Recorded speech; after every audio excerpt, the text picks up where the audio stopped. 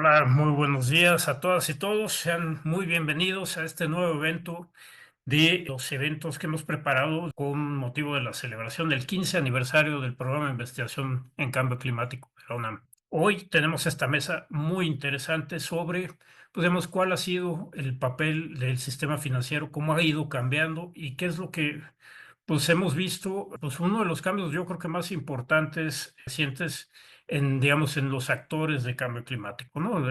Es un tema que ha sido impulsado tradicionalmente, digamos, por la parte ambiental, pero que el sistema financiero ha cobrado una importancia enorme en esto y han hecho unos esfuerzos remarcables, ¿no? Desde la fundación, por ejemplo, de el NGFS, esta red para el enverdecimiento de las finanzas sostenibles, que, pues, como un paralelo de la parte financiera con el IPCC, ¿no? Donde se generan escenarios, se dan recomendaciones metodológicas de bases de datos, etcétera, ¿no?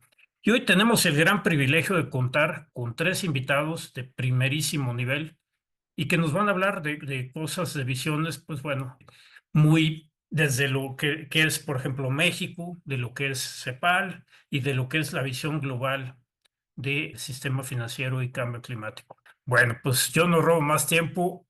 Vamos a empezar con la presentación del doctor Serafín Martínez. Serafín Martínez Jaramillo trabaja actualmente en el Financial Stability and Integrity del Banco Mundial, después de 27 años de servicio en el Banco de México, donde fue gerente de análisis y políticas ambientales y sociales. Sus áreas de interés incluyen análisis de riesgos ambientales, cambio climático, pérdida de biodiversidad, finanzas sostenibles, análisis de escenarios, estabilidad financiera, riesgo sistémico, redes financieras, predicción de bancarrota, programación genética, redes multiplex y machine learning. Serafín ha publicado capítulos en libros, entradas de enciclopedias y artículos en varias revistas internacionales arbitradas como el IEEE, Transactions on Evolutionary Computation, Journal of Financial Stability, Neurocomputing, Journal of Economic Dynamics and Control, Computational Management Science y muchos otros. También ha coeditado dos libros y tres special issues en el Journal of Financial Stability, dos special issues en el Journal of Financial Market Infrastructures y uno en Complexity. Serafín es actuario de la UNAM, también tiene una maestría en Computer Science y un doctorado en Computational Finance por la Universidad de Essex en Reino Unido. Es miembro del Sistema Nacional de Investigadores en México desde 2009 y actualmente se le ha otorgado el nivel 2. Es miembro del comité editorial del Journal of Financial Stability, el Journal of Economic Interaction and Coordination, el Journal of Financial Markets Infrastructures, el Journal of Network Theory and Finance y el Latin American Journal of Central Banking. Serafín, muchísimas gracias por estar con nosotros. Es un verdadero honor tenerte aquí en nuestra celebración de los 15 años. Adelante, por favor. Al contrario, es un privilegio estar con ustedes. Mi alma mater es muy importante para mí y mucho más compartir la mesa con el doctor Estrada, de quien he aprendido tanto, con Santiago también, muy querido amigo y además gran maestro para mí en muchos temas. Y mi colega del banco, Paula, fantástico, no se puede pedir mucho más. Entonces, no tengo muchas láminas y mucho de lo que voy a presentar es trabajo que se ha hecho en el Banco Mundial, pero también una experiencia propia. Hasta hace poco llevaba este trabajo desde el Banco de México y más recientemente me estoy trabajando ahora en el Banco Mundial y quisiera aprovechar un poco la oportunidad para no hablar solo de clima. Los que me conocen saben que soy un apasionado de los temas que están relacionados con la naturaleza y su pérdida en particular. Y les quiero dar apenas unas ideas iniciales acerca de por qué es importante considerar los dos al mismo tiempo y no verlos de una manera aislada. Entonces, podemos ir a la siguiente, por favor. Este tipo de diagramas los van a encontrar mucho. ¿Por qué esto es el cambio climático? Preocupa y tiene que ver con los bancos centrales, precisamente porque se puede materializar como un riesgo financiero. Y siempre los economistas están interesados en ver estos canales y cómo se puede estos fenómenos relacionados con el cambio climático relacionar con el sistema financiero. Entonces, vamos a ver que hay dos tipos de transición, de riesgos. en la parte superior izquierda de riesgos de transición, en la parte inferior riesgos físicos. Estos riesgos impactan a los hogares y a las corporaciones no financieras, es decir, a las empresas, pero también a los países, ¿no? Entonces, esto también se refleja a nivel país. Y además, donde vean estos circulitos es que hay retroalimentación, es decir, hay efectos entre ellos, entre los hogares, las compañías y también ¿no? el riesgo soberano. Entonces, esto después se transmite a través de estos canales de riesgo de crédito, riesgo de liquidez y riesgos para las aseguradoras. Y esto también puede regresar al sector no financiero a través de una reducción de servicios financieros, a través de mayores primas en el sector de seguros. Este diagrama lo tomé de un reporte del Financial Stability Board. Es de nuevo muy interesante porque aquí también ya estamos viendo varios de los mecanismos de retroalimentación, ¿no?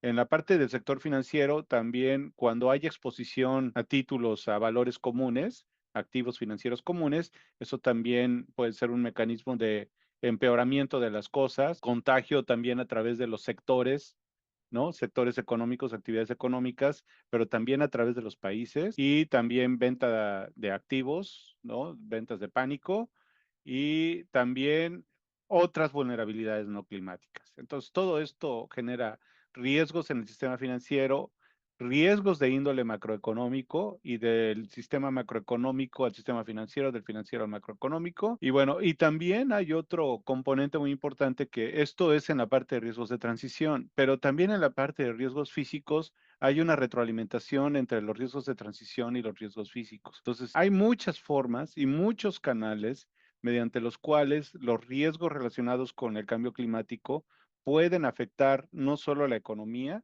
sino al sistema financiero y por eso es algo que les interesa a los bancos centrales y que es de relevancia para el sector financiero. Por eso estamos aquí en esta mesa en particular hablando de estos temas. Y después en un reporte que preparamos en la NGFS, como bien menciona el doctor Estrada, es la red para enverdecer el sistema financiero, pero es la red de bancos centrales y supervisores. Entonces, actualmente tiene más de 110 miembros y el Banco de México es uno de los miembros fundadores. Mi antiguo jefe, el doctor Rafael del Villar, fue uno de sus miembros fundadores, un gran entusiasta de este tema. Y bueno, este es un diagrama parecido, se los dije, pero este es para los riesgos relacionados con la naturaleza, con la pérdida de naturaleza. Entonces vemos que haber degradación de la naturaleza, también se manifiesta a través de riesgos de transición, riesgos físicos, los riesgos físicos, ahorita vamos a hablar un poco más de ello, los riesgos de transición también. Estos afectan a la macroeconomía, pero también a nivel microeconómico, y esto a su vez se traduce también de nuevo en riesgos de crédito, riesgos de mercado, riesgo para los seguros, riesgos de liquidez, riesgo operacional, ¿no? Y los circulitos rojos que veíamos en el otro diagrama, acá los vemos con estas flechas en la parte superior, estas flechas grises. Hay contagio también en el sistema financiero, existe la posibilidad de que esto empeore porque algunos intermediarios se vean en dificultades y esto se ha transmitido a otros intermediarios, pero también hay un mecanismo de retroalimentación con la economía formal. Y esto a través de nuevo, de limitar el crédito, de primas más altas, etcétera. Aquí falta una línea que es el contagio entre los sectores y actividades macroeconómicas. Debería estar acá en la parte superior, en donde dice Economic Risk. También hay una contaminación, un contagio entre sectores y actividades económicas. Entonces, esto es para la naturaleza, lo anterior es para clima, y por eso sería dejarles convencidos de que esto es importante para los bancos centrales y para el sector financiero. Y bueno, ya entrando en materia, es la NGFS, esta red para enverdecer el sistema financiero, de nuevo, Banco de México, uno de los 8 miembros fundadores. Esto empezó con 8 bancos centrales y ahora van más de 100 ya. De nuevo, México, uno de los principales promotores de la creación de esta organización. Y lo que han hecho la NGFS, porque se consideró relevante, es el desarrollo, creación e implementación de un conjunto de escenarios, tomando mucho el aprendizaje del IPCC y tomando parte de las herramientas que se usan para el IPCC crear escenarios que fueran relevantes para los bancos centrales, para hacer análisis, pero también para el sector financiero. Entonces, estos escenarios van a poder permitir a los bancos centrales y a las instituciones financieras desarrollar o entender cómo el cambio climático puede afectarles a nivel macroeconómico desde el Banco Central, a nivel de instituciones financieras, y siendo la estabilidad financiera una de las responsabilidades principales para los bancos centrales. Y estos escenarios se ubican en 4 cuadrantes, están diseñados a lo largo de 2 ejes: los riesgos de transición en la escala vertical y los riesgos físicos en la escala horizontal. Entonces, entre más nos vayamos hacia la derecha, hay más riesgos físicos; entre más nos vayamos hacia arriba, hay más riesgos de transición. Los escenarios que fueron definidos para los cuales se producen estas trayectorias de emisiones, y gracias al modelado utilizando un grupo de modelos que están ampliamente utilizados en este tipo de ejercicios por el mismo IPCC, se producen trayectorias de emisiones, pero también trayectorias de evolución de los sectores energéticos y sus consumidores. Entonces, gracias a esto, bancos tenemos trabajo que hacer y tratamos de llegar a, analizar cómo esto va a impactar al sistema financiero. Bueno, ¿cuáles son las fuentes de los riesgos de transición? De nuevo, si es muy obvio para todos, lo vamos a ver muy rápido, pero estas fuentes son los cambios en las políticas, y estamos siendo testigos en estos días precisamente de estos cambios. Avance tecnológico, cuando hay mayor disponibilidad de tecnología, baterías, y esto hace obsoletas otras tecnologías, ¿no? Y la producción de electricidad. Entonces, sobre todo, llegar a la posibilidad de que algunas de las inversiones lleguen a considerarse como activos varados. Hay casos muy interesantes, por ejemplo, inversiones millonarias en plantas de generación eléctrica basadas en carbón que han tenido que ser abandonadas por algunos países precisamente por la obsolescencia de esta tecnología. Cambios en las preferencias de los consumidores, y esto es muy cierto.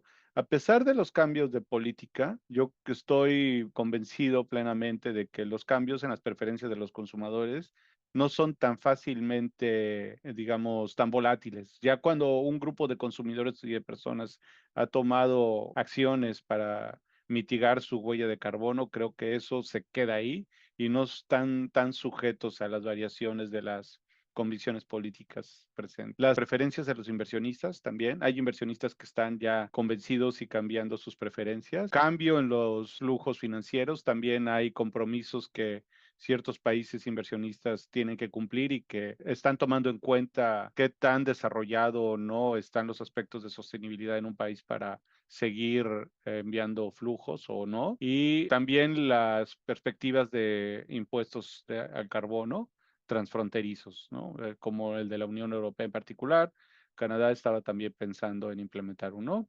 Y riesgos legales, ¿no? Que esto también ya se ha venido viendo presente cada vez más. Las fuentes de riesgos físicos son los daños a las propiedades físicas, y sobre todo también una menor productividad agrícola y laboral. Esto es solo una de las posibles fuentes, pero aquí me gustaría también enfatizar en las que están relacionadas con la pérdida de naturaleza. Por ejemplo, dada esta pérdida de naturaleza, es posible que ocurra la interrupción de algunos servicios ecosistémicos. Estos servicios ecosistémicos son la base para la actividad económica humana. Entonces, los ecosistemas proveen de estos servicios, y la pérdida de naturaleza redundaría en una pérdida de acceso a estos servicios. Por ejemplo, provisión de agua, y en particular provisión de agua limpia, en un empeoramiento de la calidad de la tierra con fines agrícolas.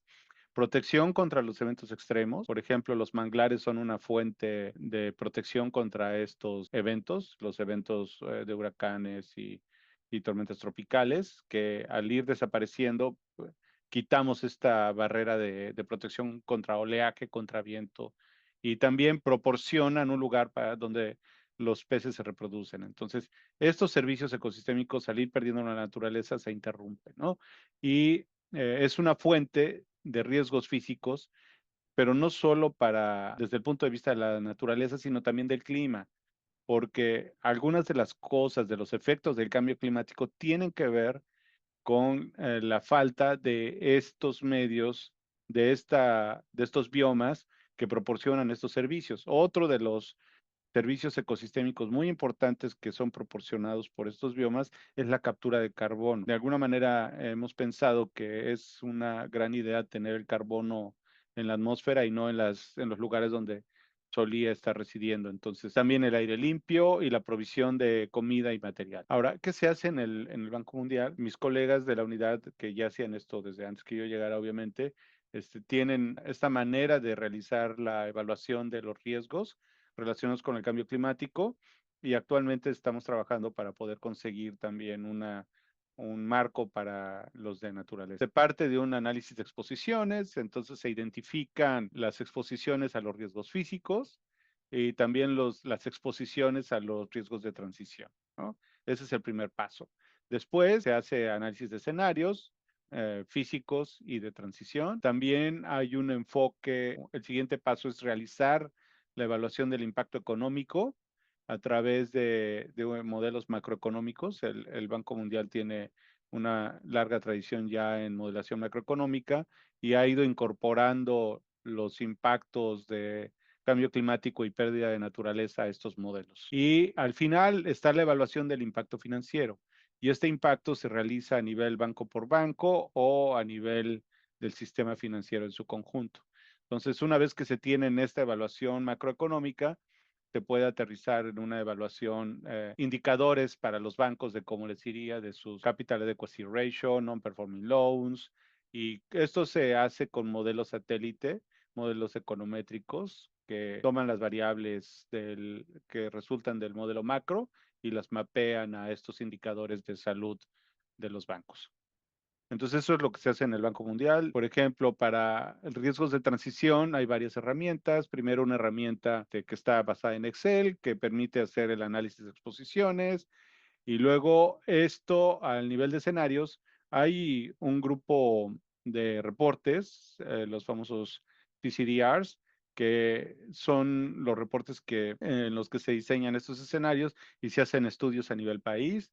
Entonces, con esto se definen cómo se va a modelar la evolución precisamente del sector energético, su planeación, modelos de agua. Entonces, es un trabajo muy amplio. Esto se traduce después ya en impactos económicos y para eso se utilizan modelos macroestructurales y también modelos input-output. Y esto después ya se mapea en modelos de riesgo de crédito y después en modelos de los balances de los bancos. Y en el caso de los riesgos físicos, este es uno de los ejemplos.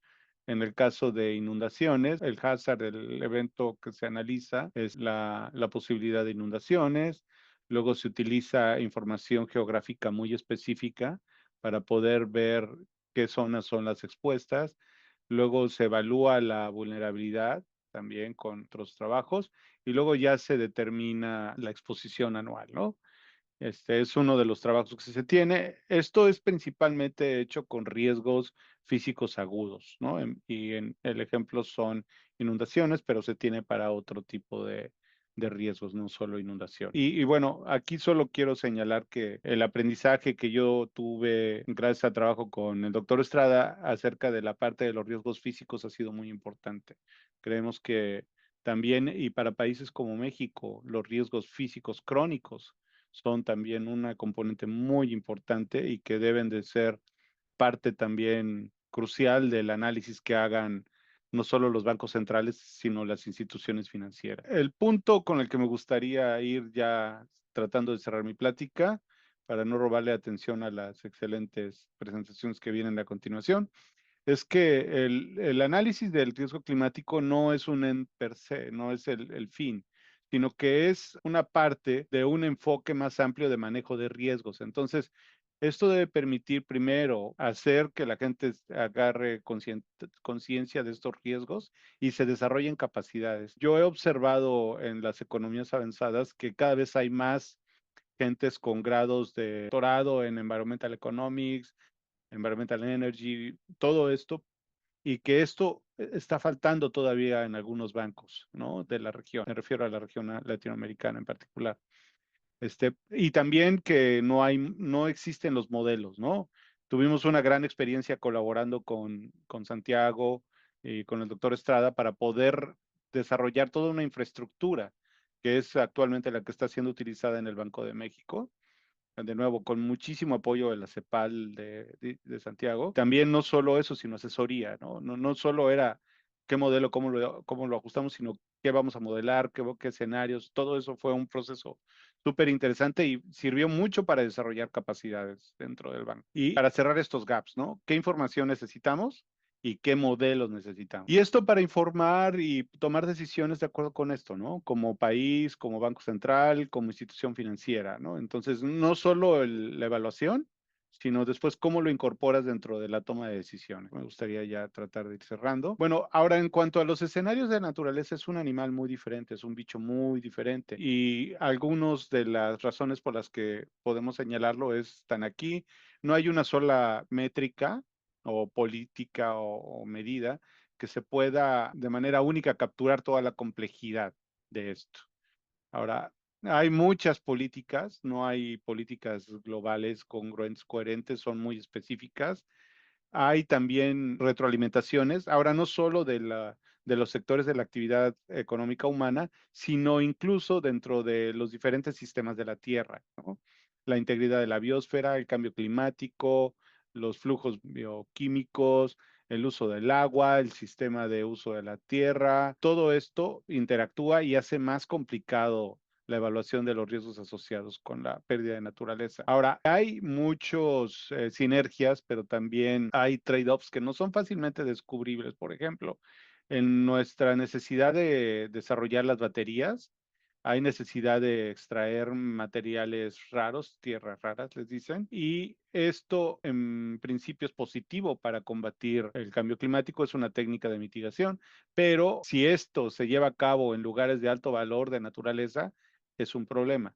Y eso no necesariamente se está tomando en cuenta cuando se analizan las posibilidades de mitigación. Ahora, también los riesgos asociados con la pérdida de naturaleza son geográficamente muy explícitos, muy específicos y no siempre es fácil traducir esta parte geográfica explícita a riesgos macrofinancieros relevantes, es decir, qué tanto esto muy específico en esta zona se puede traducir en problemas macroeconómicos importantes.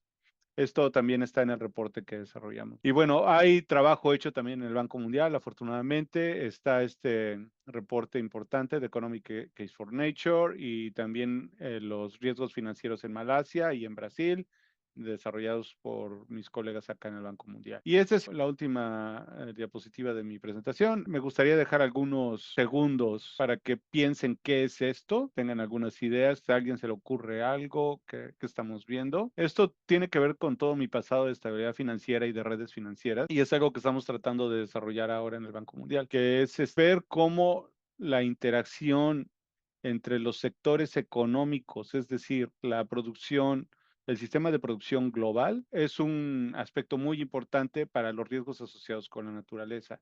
Lo que estamos viendo aquí es la red global de producción, nada más, nada menos. Son todos los sectores económicos de un montón de países.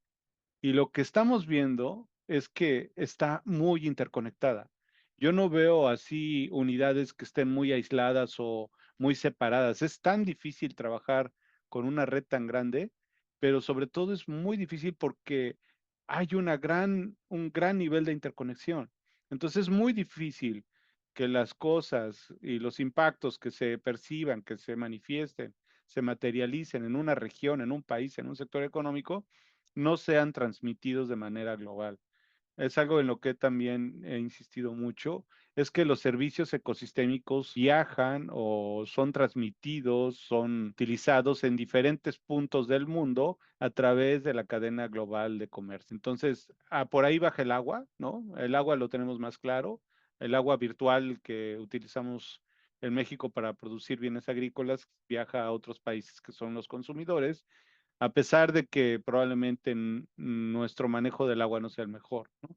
Entonces, en el momento en el que México deje de poder realizar la actividad agrícola, el impacto se va a sentir en varios lados, ¿no? Lo mismo en otras regiones del mundo. Entonces, esta es la red, este es el sistema de producción global y de nuevo, estamos mucho más conectados de lo que probablemente hayamos pensado antes. Me detengo aquí y muchas gracias por la invitación. Espero que la plática les sea de utilidad. Muchísimas gracias, Serafín, por la claridad y por todo el paseo que nos diste en todos estos temas y por la imagen esta de Pollock, de quién sabe quién, que ahí conocemos a alguna gente de arte que a lo mejor, ¿no?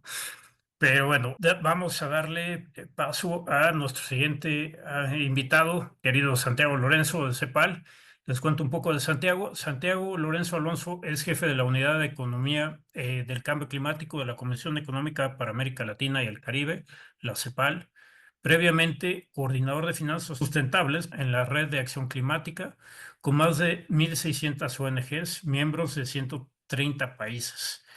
Red, que es el punto focal de los ENGOS para la UNFCCC. De 2012 a 2018 fue coordinador mundial del clima y finanzas de la práctica global de clima y energía de WWF. También actuó como líder de contenido y estrategia para la campaña mundial de WWF Size Your Power. De 2013 a 2015 es miembro del grupo asesor de instrumentos fiscales de la Plataforma para el Conocimiento del Crecimiento Verde. Desde 2014 ha sido asesor de este grupo que les mencionaba. Anteriormente fungió durante 4 años y medio como director general adjunto de Acuerdos Ambientales Multilaterales en la Secretaría de Medio Ambiente y Recursos Naturales.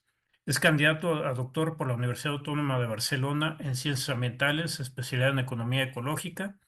Ha sido consultor independiente en economía y política ambiental, particularmente en instrumentos económicos para la protección ambiental, reforma fiscal ambiental, valoración económica de la biodiversidad, OGM, organismos genéticamente modificados y financiamiento para el desarrollo sustentable. De 2001 a 2007 fue director de análisis ambiental legal de la Secretaría de Hacienda y Crédito Público en México, coordinando el desarrollo de instrumentos fiscales ambientales y la revisión de subsidios ambientalmente perversos. Previamente fungió por 3 años como director de Economía Ambiental del Instituto Nacional de Ecología de México. Entre otros puestos, también ocupó la vicepresidencia del Grupo de Trabajo sobre Aspectos Económicos de la Biodiversidad en la OCDE de 1999 a 2001. A lo largo de este periodo estuvo involucrado en la realización de 3 manuales sobre el tema. Lorenzo es economista por la Universidad Autónoma Metropolitana y tiene una maestría en Diagnóstico y Evaluación Ambiental por la London School of Economics and Political Science. Ha formado parte de la delegación mexicana en diversas negociaciones internacionales. También ha participado en conferencias y simposios como orador y panelista. Ha impartido cursos en economía ambiental para el Gobierno de México, el PENUMA, el Gobierno de Ruanda y la UNAM. Tiene diversas publicaciones sobre desarrollo sustentable, en particular en economía y biodiversidad, finanzas y cambio climático. Santiago, un privilegio tenerte por aquí. Adelante, muchas gracias. Privilegios mío, justo felicitando al programa, al PINC, Muchas. por sus 15 años. Nos hace falta el hielo seco para que baje la quinceañera, sí, Sí, los sí. quinceañeros que están en la escalera. No, mucho gusto. Yo les voy a contar un poco la perspectiva de que hemos venido trabajando ahora en la CEPAL. La CEPAL, como ustedes saben, es la Comisión Económica para América Latina y el Caribe de las Naciones Unidas. Es una institución con más de 75 años de existencia que ha forjado un estilo de pensamiento que se estudia en las carreras de economía de la región. Es el estructuralismo y el neoestructuralismo ahora, y que un poco las reflexiones que voy a hacer sobre el cambio climático precisamente van muy en línea sobre ese pensamiento histórico que tiene la CEPAL, ¿no? Entonces, pero me parece que ya está la presentación. Básicamente, bueno, el título es Nuevos diseños financieros en el contexto del cambio climático, y yo me voy a referir más bien al nuevo marco sector financiero, muy en línea, como hemos trabajado tanto juntos con Serafín y tan a gusto, van a ver reflejadas muchas ideas aquí. El autor seguramente es Serafín, yo soy el eco nada más, muy en línea con lo que él ha dicho. Nada más una cuestión que sé que Serafín está de acuerdo. Se está utilizando mucho lo de el reflejo de naturaleza, o sea, cambio climático y naturaleza. Ahora se están estimando los riesgos, la pérdida de naturaleza en el sistema financiero. Y aquí hay que poner muy fuertemente, nosotros y Serafines igual, pensamos naturaleza como biodiversidad. Los servicios ecosistémicos no necesariamente requieren todos de la biodiversidad. Y la provisión de agua, por ejemplo, por un bosque puede ser un bosque monoespécimen, pero para que ese bosque precisamente pueda ser más resiliente a los embates del cambio climático y otro tipo de potenciales riesgos, es mejor que sea biodiverso. Y eso es importante porque en el sector financiero no hay conocimiento a fondo de esto, entonces sí hay que hacer mucho énfasis de que cuando hablamos de naturaleza hablamos de biodiversidad, pese a que son conceptos un poco diferentes. Y además de ello, hacer énfasis que América Latina y el Caribe tenemos varios de los países megadiversos del planeta. La región es megadiversa, tiene una diversidad que es una riqueza en sí misma. Entonces, es muy importante por eso mismo y por su potencial económico y social reflejar esto. También mencionar que nosotros trabajamos la adaptación al cambio climático precisamente desde un enfoque basado en la biodiversidad, ¿no? En ecosistemas. Bueno, el objetivo de esta conversación es reflexionar sobre la importancia de generar una relación virtuosa entre el sistema financiero de México y el medio ambiente, en particular relacionado con cambio climático. Y aquí es muy importante lo siguiente: el cambio climático ya es un horizonte inevitable para toda actividad humana, lo cual quiere decir la economía y las finanzas. Por más que hoy dejáramos de emitir gases de efecto invernadero, cosa que no solo es improbable, sino estamos actuando negativamente en esa posibilidad, pero seguiría habiendo cambio climático. La duración de los gases de efecto invernadero en la atmósfera es prolongada y por tanto los cambios que estamos actualmente ya siendo testigos van a continuar. ¿Y esos cambios qué implican? Bueno, entre otras cosas, nosotros tenemos un análisis de la caída en la productividad por los golpes de calor. Serafín en una lámina ponía cómo hay distintos riesgos que se reflejan en productividad y uno de ellos será esto. Hay otro que es en cultura, porque hay, los suelos no son tan efectivos, el crecimiento de las plantas tampoco, con el calor, etcétera. Entonces hay varios impactos y nosotros tenemos que van desde 10% en Surinam hasta unas décimas en Chile, dependiendo del año, pero existen. Hay una persistencia de golpes de calor que afectan la productividad y eso es un ejemplo de cómo el cambio climático ya es un escenario. Esto de alguna manera es inevitable. Otra cuestión, que la acción climática también significa un cambio estructural, porque tanto las medidas de mitigación como las de adaptación, aquí tenemos, lo siento, es una lámina muy complicada, lo tenemos en una publicación de los precios al carbono en América Latina y el Caribe que sacamos el año pasado, pero son los distintos países con sus NDCs y los distintos sectores y las acciones de mitigación y adaptación en los sectores. Y es básicamente muchos sectores de la economía tienen en los NDCs ya medidas de mitigación y adaptación comprometidas y si te pones a analizar el significado de eso, pues es precisamente cambios estructurales, porque no son menores las propuestas de transformación que estas medidas implican y por tanto va a haber una transformación estructural de la economía, desde cómo producimos energía, cómo nos transportamos, cómo cultivamos, cómo conservamos agua, cómo suministramos agua a las ciudades. Todo eso va a estar cambiando y es un cambio estructural mayor. ¿Y qué significa un cambio estructural? Pues que se necesitan inversión. Con la particularidad de América Latina, que América Latina, el perfil de emisiones es muy diferente al resto de los países del mundo, porque en nuestra matriz energética, que suele ser la generación de energía, es donde más emisiones de gases de efecto invernadero se producen. En América Latina no es así porque tenemos en la matriz mucha hidroeléctrica y entonces el sector donde más se emite, aparte en energía se sigue emitiendo mucho, pero uno de los sectores donde también se emite más que el promedio en todo el mundo es el sector ligado a las emisiones en los campos agrícolas y agropecuarios. Para las medidas que arriba señalé en dos láminas previas de medidas de mitigación y adaptación, nosotros calculamos que se requiere un esfuerzo de alrededor del 4 al 5% del PIB regional. Estos cálculos tienen sus bemoles, pero bueno, es un ejercicio que era importante hacerlo. Y es interesante porque pareciera mucho, 4 a 5% del PIB de inversiones o en transformaciones estructurales, pero la verdad es que no es tanto, y ahorita veremos por qué. Y aquí remarco que entre el 1.4 y 1.8 sería en adaptación y en 2.3 al 3.10 en mitigación. Sabemos que en mitigación,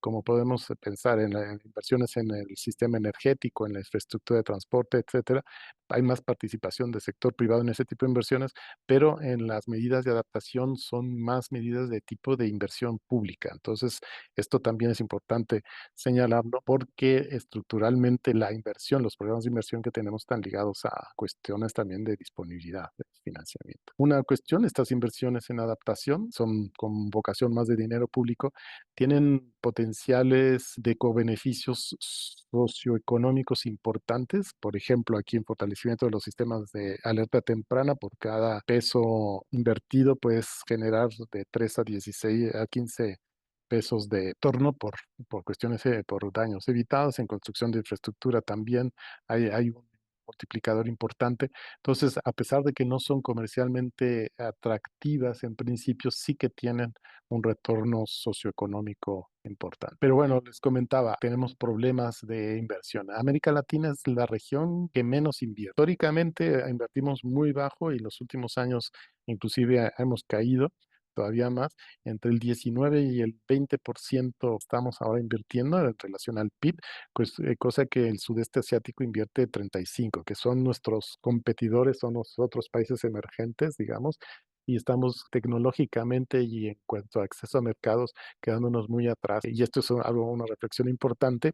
Pero entonces, si pensamos en ello, de la posibilidad se tiene, quitando algunas barreras históricas, institucionales, inercias de desempeño y barreras tanto regulatorias como de confianza en los mercados, etcétera. Si podemos subir ese 5% que se requiere de inversiones, subiríamos a 25%, que es una tasa de inversión muy normal en otras regiones. Entonces, pensar en subir ese 5% del PIB en inversiones, sabiendo que hay que tratar de cambiar ciertos marcos de inversión, es posible, o sea, no es una cifra muy cambiante. Y además hay que tener en cuenta que dentro de las inversiones que se dan mucho para la mitigación, se están produciendo una serie de revoluciones tecnológicas que también, si nos quedamos atrás, va a tener sus costos. Uno, por ejemplo, en las redes de transmisión, en transporte marítimo, en el calentamiento, el aire acondicionado se están dando, en electromovilidad, en hidrógeno, en almacenamiento de energía, etcétera. Todo el mundo está invirtiendo mucho porque viene un cambio tecnológico importante y posicionarse para los mercados del futuro es básico. Entonces, son inversiones que igual son de maduración más lenta, pero son muy atractivas porque sí posicionan en los mercados del futuro. Sin embargo, en la región tenemos un reducido espacio fiscal. Se reflejó mucho en la pandemia. En la pandemia muchos países se endeudaron un poco más y se está pagando esa deuda y por tanto se restringe ese espacio fiscal, pero por una cuestión estructural que la recaudación históricamente de América Latina es muy baja, hay mucha informalidad en la economía y el Estado no tiene recursos para fomentar esa inversión.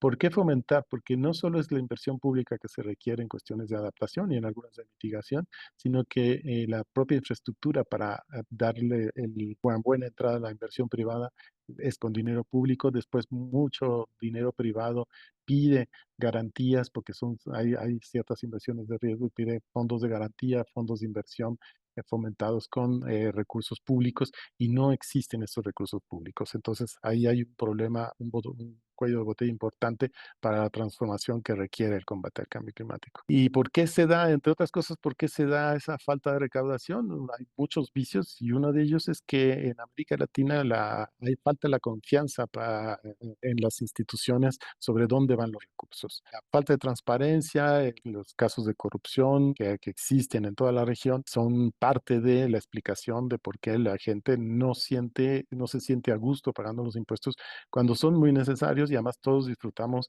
de servicios públicos que se generan por los impuestos, pero no estamos confiados en que se va a usar el dinero público de buena manera y eso también erosiona la posibilidad de la recaudación. Y además tenemos históricamente el uso de recursos, ese es un ejemplo del mal uso de los recursos, subsidiando energía, subsidiando agua de manera muy importante, esto es también de toda América Latina, y que básicamente 10 veces el financiamiento climático que se ha reportado en los últimos años.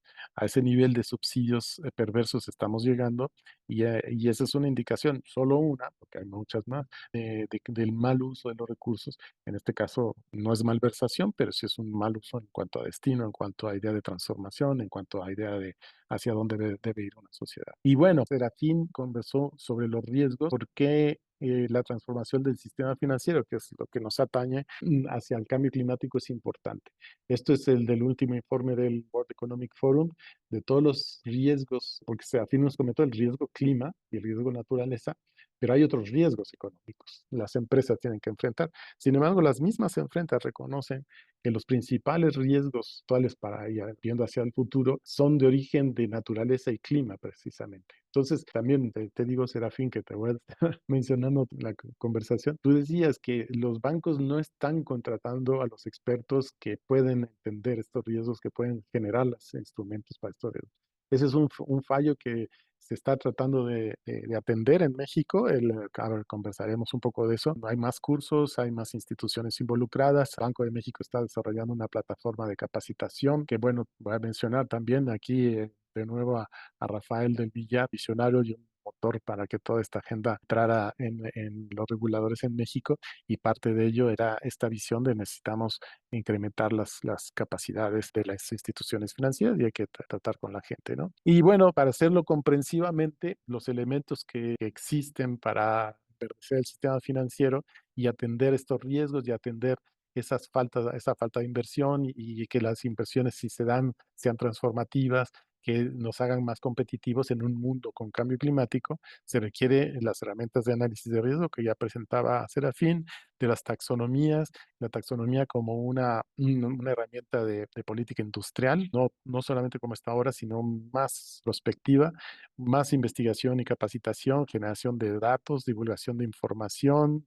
por parte de las empresas financieras y no financieras y desarrollo de productos financieros verdes. Aquí hay una serie de elementos que pueden ayudar a generar un marco más amigable para que esto suceda, que son instrumentos de políticas, las NDCs, que hoy en día estamos por presentar tercera versión de NDC, la 25 a 30. Y en las políticas de mitigación y adaptación, más allá de las acciones que están en las NDC, los planes sectoriales para la transformación precisamente estructural, instrumentos institucionales, hay mecanismos de compensación, información, capacidades técnicas, instrumentos económicos, hay el precio del carbono, fondos que hay tres versiones, es el precio sombra para la inversión pública, los mercados de emisiones y el impuesto, y todas requieren cierta aproximación. Los fondos climáticos, que hay escaso dinero, pero se pueden utilizar, con ese escaso dinero se puede utilizar mejor. Bonos, hay todo un financiamiento, hay potencial verde, pero hay que recordar que es endeudamiento y ahora no estamos en jauja para tal, hay que ser muy cuidadosos. Sí vale la pena, ya se puede discutir sobre eso, pero hay que ser muy cuidadosos el riesgo financiero. Y después, política de competitividad, tenemos que tener en mente, una de las cosas, yo vengo, como mencionó Paco, vengo también de las ONGs y siempre decíamos que no queremos climate champions en las empresas que hagan bancarrota, porque no son ejemplo.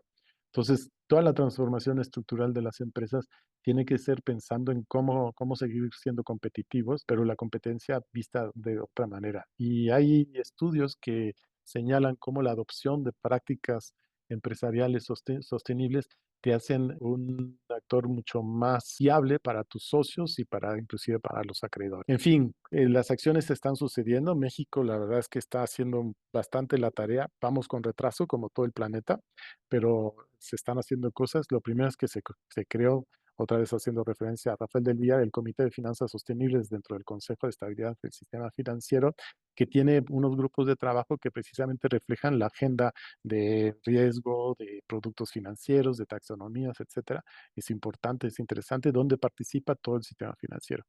Se requiere del alineamiento de estrategias económicas con NDCs. Nosotros hicimos para la presidencia de Brasil del G20 un estudio de los países del G20 sobre sus estrategias económicas y sus NDC anteriores, las 2.0, y ninguna estaba alineada. O sea, no es un problema de países subdesarrollados, es de todo el mundo. Los líderes planetarios se llenan la boca de clima, de acción climática, no todos, pero aún así sus estrategias productivas no siguen esa línea. Y entonces hay que hacerlo. Nuestra propuesta es que enverdecer el Plan México en particular, las 18 acciones que se presentaron se pueden enverdecer con unas acciones específicas que ahí puede ser que valga la pena en la emisión de un bono verde que permita el costo adicional que se pueda incurrir. Después en los precios al carbono, que ya México tiene impuesto, ya tiene mercado de emisiones en fase piloto y estamos trabajando con la Oficina de Inversión Pública precisamente para el precio sombra de la inversión pública.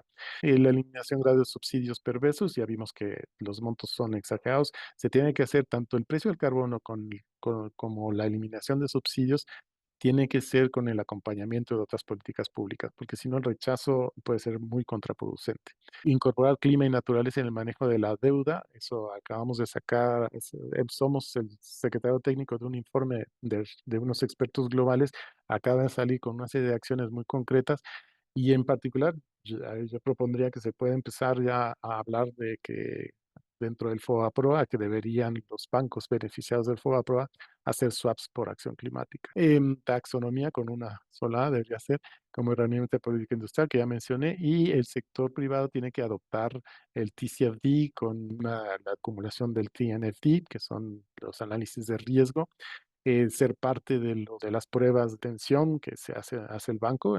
Y está ahora un piloto con clima, justo con los escenarios que desarrolló, lideró Serafín y que esa es otra tarea que hay que seguir haciendo, es seguir modelando escenarios que son muy, muy útiles por distintas razones. Y la georreferenciación del financiamiento es fundamental para hacer de la agenda financiera más potencialmente verde. Y se requieren salvaguardas ambientales y sociales porque también se pueden, ya mencionaba Serafino, de las tierras raras. La explotación de tierras raras puede ser necesaria, pero hay que hacerla bien y eso con salvaguardas se hace mejor. Aquí lo dejo, esto es todo. Muchísimas gracias por su atención y quedo atento para cualquier pregunta que pueda ir surgiendo. Muchísimas gracias, Santiago. Resalto lo que nos dices bueno, pues no hay dinero en nuestra región, como que no nos gusta mucho invertir, digamos, ni en tecnología, ni en educación, ni en cosas que cambian realmente pues, la manera de vivir y cómo edifica los problemas que vamos a tener con cambio climático, ¿no? Estamos en una región que nos estamos pues quedando muy atrás con lo que ya deberíamos de tener y cómo tendríamos que estar avanzando. Ya veo que hay muchísimas preguntas. Vamos con nuestra tercera invitada, Paula. Muchísimas gracias por estar aquí y les cuento un poco de Paula Restrepo Cadavid. Es la especialista líder en urbanismo para América Latina y el Caribe en la práctica global de urbanismo, resiliencia y gestión de tierras del Banco Mundial. Ha trabajado en áreas relacionadas con la economía urbana, el desarrollo territorial, la infraestructura urbana resiliente, la renovación urbana, la mejora de barrios y viviendas. Tiene experiencia en más de 35 países, liderando estudios, proyectos de inversión y diálogos de políticas en América Latina y el Caribe, Europa del Este y Asia Central. Tiene un doctorado en economía urbana de la École des Mines de París y una maestría en economía ambiental y del desarrollo en la École Polytechnique y es ingeniera ambiental de la Escuela de Ingeniería de Antioquia. Muchísimas gracias por estar con nosotros, Paula, y por contarnos cómo la ven desde el Banco Mundial y desde tu perspectiva con tu experiencia. Muchas gracias. Muchas gracias, Francisco. Un gusto para mí participar en esta discusión el día de hoy y unas felicitaciones también por los 15 años del programa de investigación de cambio climático de la UNAM. Voy a complementar un poco la intervención de Santiago y Serafín. Como mencionaste, digamos, mi área de interés son sobre todo las ciudades y cubro a Latinoamérica, y queríamos utilizar esta oportunidad para compartir con ustedes preliminarmente los estudios de un informe que va a salir en junio. Tengo también aquí a mi colega Sebastián, que es uno de los autores del informe. Entonces, este es un estudio que se llama, le traducimos para la presentación, lo pusimos apostando por las ciudades, en inglés se dice Banking on Cities, pero que intenta aterrizar un poco todos estos temas, digamos, de adaptación y mitigación al cambio climático en las ciudades, y que vamos a publicar en el mes de junio. ¿Por qué hicimos este estudio? La acción climática urbana, creemos y todos sabemos que es esencial para tanto en temas de mitigación y adaptación. En las ciudades se concentran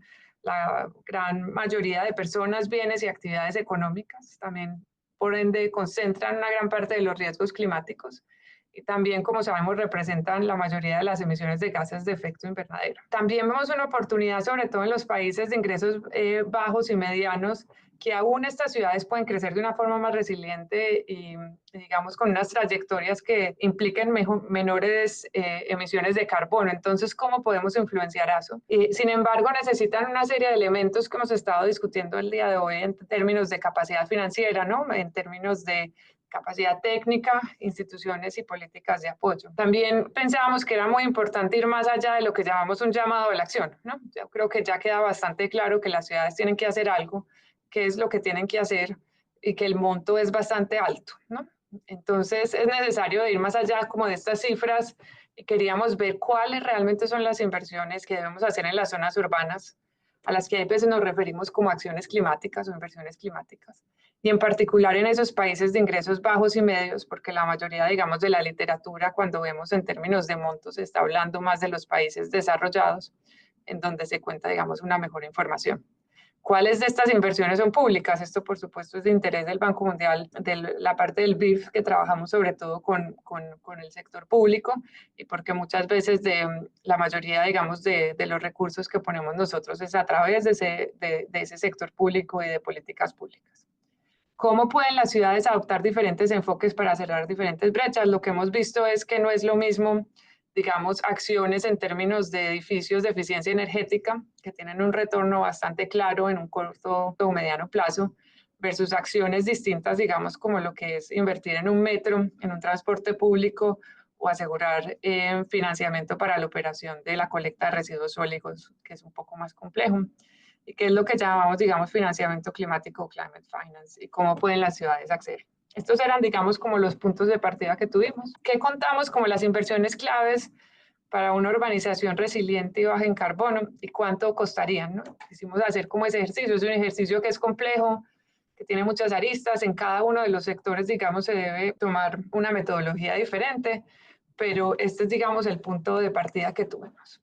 Primero que todo, el análisis abarca solamente los países de ingresos bajos y medianos. Incluye tanto inversiones que llamamos resilientes como aquellas que son bajas en carbono, y todas de naturaleza urbana, que sean en las ciudades. La inversión urbana también puede ser realizada por cualquier nivel de gobierno. Nosotros sabemos que en algunos países es sobre todo del nivel central, federal, hay veces estatal, que invierte en las ciudades. En otros países que son mucho más descentralizados y que las ciudades tienen, digamos, mayor autonomía en términos de recursos, las inversiones son más lideradas, digamos, a nivel local. Y las estimaciones corresponden a inversiones públicas, con recursos públicos o privados. Aquí a la derecha, digamos que se explica un poco cuáles fueron los elementos, digamos, en términos de costos que entraron. Inversión pública en bienes públicos, eso, digamos, es bastante claro que lo queríamos contar. Hay veces tenemos una parte de inversión pública en activos privados, por ejemplo, cuando se dan subsidios para que el sector privado invierta en una reconversión de los edificios, para que sean más eficientes en energía.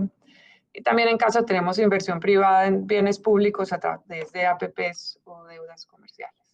Estos son algunos de los resultados que los queríamos compartir el día de hoy, como les digo, de forma preliminar. Este estudio lo vamos a lanzar en junio. Anualmente estimamos que se necesitan desde de 256 a 821 mil millones de dólares en los países de ingresos bajos y medianos para cubrir las inversiones urbanas. Y el acumulado es de 8 a 25 billones de dólares del 2020 a 2050, una cifra bastante grande. Un punto que es muy claro, que hay veces se nos olvida y nos concentramos solo en la inversión, digamos, inicial, es que muchas de estas inversiones, sobre todo, digamos, en términos de transporte y residuos sólidos, tienen unos costos de operacionales y de mantenimiento bastante grandes, ¿no? Entonces también estimamos esos de 525 a 548 mil millones de dólares. Entonces es muy importante también no solo pensar en cómo realizar las inversiones, sino también cómo generar unos flujos de financiamiento para cubrir esa operación y mantenimiento. Y estos rangos que vemos sobre todo en algunos sectores reflejan incertidumbres climáticas, diferentes objetivos y diferentes opciones de política de inversión. Junto al reporte también se van a lanzar una serie, digamos, de background papers que cubren, digamos, y detallan toda la metodología que se utiliza. ¿Qué vemos, digamos, como cuando comparamos a las regiones del mundo? Vemos que los costos en términos de inversión climática urbana son mucho mayores en Asia Oriental y Pacífico, seguido también por África subsahariana. En África subsahariana, digamos que apenas muchos de los países se están urbanizando, entonces más allá, digamos, de inversiones climáticas, se necesitan unas inversiones urbanas que son mucho mayores. Y en Asia y Pacífico, digamos, también es porque hay una cantidad, digamos, de personas que es bastante grande comparada con las otras regiones. Si nos enfocamos solamente en Latinoamérica, creo que un elemento que vale la pena anotar, aquí incluimos, digamos, los costos acumulados desde 2020 a 2050, un escenario bajo y alto. Vemos en edificios, en resiliencia e inundaciones pluviales, costeras y fluviales. También incluimos un elemento que hemos estado trabajando mucho en el Banco Mundial y en Latinoamérica, que es el tema de la resiliencia al calor, que hemos estado trabajando también con Francisco y con UNAM. Manejo de residuos municipales, transporte bajo en carbono y también un transporte que sea resiliente a inundaciones y los temas de agua y saneamiento. Punto que vemos claramente en Latinoamérica es que si bien muchas veces nos enfocamos, digamos, en la necesidad de inversiones en transporte o de edificios, realmente hay un punto en términos de adaptación, de tener esas inversiones en términos de reducción de inundaciones, que va a ser uno de los mayores, digamos, ticket items que tendremos en la región, sobre todo si pasamos un escenario alto. Muchas veces hablamos de inversiones climáticas, pero uno de los puntos que queríamos también mencionar es que a nivel de las ciudades, por lo menos estas inversiones es lo que significa construir una ciudad y operarla más allá de que sean climáticos o no. Edificios, ¿no? Una urbanización, edificios nuevos, mejorar la calidad, digamos, del hábitat existente, transporte en términos de buses, metro, ciclovías, BRTs, todo esto lo estábamos haciendo y tiene sentido hacerlo más allá de los temas climáticos, diques y malecones para proteger inundaciones, resiliencia y drenaje pluvial, más allá de temas de cambio climático. Vamos a necesitar, digamos, también esos drenajes que existan y que puedan resistir lluvias pequeñas y grandes, y el manejo de residuos municipales. Entonces, todo esto, digamos, desde el punto de vista de desarrollo urbano y de operación y de manejo de ciudades es lo que venimos haciendo, digamos, muchísimos años, pero hay que hacerlo de forma distinta, ¿no? Y creo que ese es un punto que es bastante clave.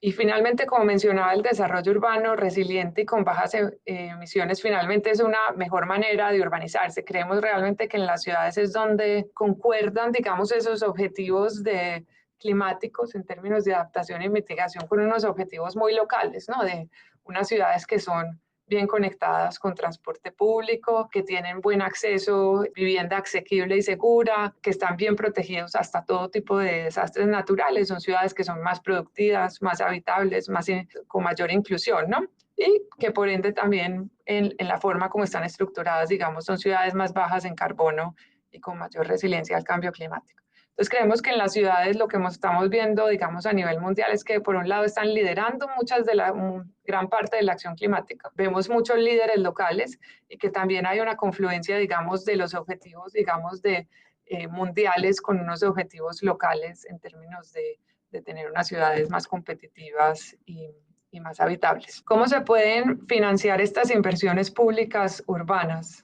¿Qué es el financiamiento climático? Finalmente, el financiamiento climático no es una categoría separada de financiamiento, ¿no? La mayoría de las veces, como estamos mirando, estamos hablando de parques, estamos hablando de buses, estamos hablando de edificios públicos, y la gran parte, digamos, de recursos van a venir de presupuestos públicos generales, de ingresos procedentes de inversiones, en algunos casos préstamos y bonos y periodo. Sabemos, y lo hemos estado discutiendo también en esta sesión, que hay unas fuentes específicas de financiamiento climático, como pueden ser los préstamos y los bonos verdes, algunos créditos de carbono, fondos climáticos que existen, algunos de los cuales, digamos, los administra el Banco Mundial. Pero sí creemos que un llamado que estamos haciendo también a través de este informe es que lo que llamamos los fundamentos siguen siendo cruciales, ¿no? En términos de desarrollo urbano. Necesitamos tener ciudades con recursos propios y que estén, digamos, teniendo un buen manejo de administración de tierras, un buen desarrollo urbano, unos buenos procesos de planificación, unas transferencias, digamos, del nivel federal o central que sean adecuadas, que haya un equilibrio, digamos, que no sean muy volátiles de un año al otro, unas tarifas que intenten, en la manera de lo posible, ¿no?, de cubrir por lo menos la operación y mantenimiento de los servicios, y unas finanzas locales y nacionales que sean, digamos, adecuadas y que permitan generar una capacidad de endeudamiento para hacer las inversiones iniciales en términos de adaptación y mitigación. Hay financiamiento verde, ¿no? Este sigue siendo financiamiento. Lo que vemos, como mencionaba, es que los bonos verdes, hay algo interesante, que pueden atraer un grupo más amplio de inversores y permitir tasas más bajas, pero vienen, por supuesto, con unos costos de acreditación y verificación, y hay que tener una capacidad técnica, ¿no?, para hacerlo. Es igual, los bonos verdes eso es deuda igual, ¿no? Entonces también, como mencionaba, los fundamentos son esenciales, ¿no? Esas ciudades tienen que tener una capacidad de endeudamiento. Eso no es, digamos, recursos no reembolsables. Los créditos de carbono vemos que pueden ayudar a endulzar el trato, ¿no? Digamos, mostramos un ejemplo de Suiza y Tailandia, en donde trabajaron con unos créditos ligados al Acuerdo de París para financiamiento de buses, y otras fuentes de financiamiento, digamos, que son más concesionales. Yo creo que siguen siendo y van a seguir siendo importantes, como los bancos multilaterales de desarrollo, los fondos climáticos, y yo creo que también hemos visto que los bancos de desarrollo nacionales están jugando y van a jugar un papel más y más importante. Vemos, digamos, Caixa, Banco de Brasil en Brasil, creo que a nivel mexicano me imagino que Bancoldex. Entonces sí vemos también un rol importante, digamos, también en la banca pública de desarrollo de cada uno de los países, que están jugando un papel aquí importante. Cerrar la brecha de inversión, que vimos que era bastante grande, requiere, digamos, 3 elementos grandes. Lo que llamamos funding es, esas inversiones se van a tener que pagar a través de ingresos, transferencias, ¿no?, tarifas, subvenciones. Entonces todo eso hay que pensarlo, y que no es solo, digamos, la inversión, sino cómo se va a pagar esa inversión inicial y la operación de mantenimiento de una forma sostenible. El financiamiento, financing, cómo se moviliza el capital inicial a través de préstamos, bonos y APPs. Y creemos que un punto que hay veces no lo ponemos como central, pero que tiene que jugar un papel fundamental, sobre todo en el desarrollo urbano, es el tema de la eficiencia, que tenemos que poner, digamos, un mayor esfuerzo a ver el tema, digamos, de cómo están creciendo las ciudades, y vemos que unos menores costos se pueden lograr también a través de un crecimiento espacial más eficiente. Creo que esto es de suma importancia en Latinoamérica, pero en México sobre todo también. Y cómo se puede focalizar y alinear los incentivos. Generamos este marco que llamamos de financiamiento y financiación. Lo que vemos, que creo que es importante como punto de partida, es que cada uno de los sectores requiere de pronto una estrategia distinta en términos de cómo hacer el financiamiento y la financiación de los proyectos. Los edificios en eficiencia energética, vemos que hay un retorno, digamos, que se puede lograr, y que muchas de las razones por las cuales esto no se está dando, digamos, de forma masiva, es que necesitamos unos incentivos que estén bien estructurados, y también unas formas operacionales, que algunos países están más avanzados que otros para lograr. En términos de transporte, vemos que el transporte masivo son unos costos demasiado, digamos, altos, y que si bien las tarifas cubren un porcentaje, ahí sí se van a necesitar, digamos, más transferencias y subvenciones, y probablemente con una combinación de créditos de pronto de carbono. Gestión de residuos sólidos, las tasas generalmente cubren una parte, digamos, de la inversión y de la operación, pero sí se necesita más allá de eso. La mayoría de las ciudades en el mundo utilizan recursos propios para cubrir una parte de la operación y mantenimiento de la gestión de residuos sólidos. Este es un sector que es bastante particular, porque muchas veces, en la gran mayoría de los casos, la operación cuesta más que la inversión inicial, ¿no? Entonces ahí, digamos, también entender cómo cada uno de los sectores es distinto. En agua y saneamiento muchas veces se logra, dependiendo de la ciudad, digamos, de cómo se manejan las utilities, las tasas o las tarifas logran recuperar en gran parte, digamos, la inversión, en algunos casos la operación y mantenimiento. Y hay unos, cuando ya nos movemos, digamos, a la lista de abajo, a los 2 puntos de abajo en términos de inundaciones y resiliencia al calor, ahí sí vemos que es, digamos, mucho más difícil contar con unos ingresos directos, sobre todo en términos de resiliencia al calor. Lo que iba a mencionar y que creo que ya lo he mencionado bastantes veces es que necesitamos para que todo esto funcione unas condiciones habilitantes, y estas condiciones habilitantes no son únicas a temas climáticos. Necesitamos una capacidad técnica. Vemos muchas veces, digamos, estamos viendo a través de la región que se generan, digamos, unas ventanas de financiamiento para proyectos subnacionales o de ciudades, pero hay una falta de calidad y de cantidad de proyectos que estén bien preparados y listos para financiamiento. Entonces, ¿cómo apoyamos a los municipios para realmente generar esa capacidad técnica para que tengan unos proyectos de inversión que sean, digamos, adecuados, que incorporen temas de adaptación y mitigación y que estén listos para financiamiento?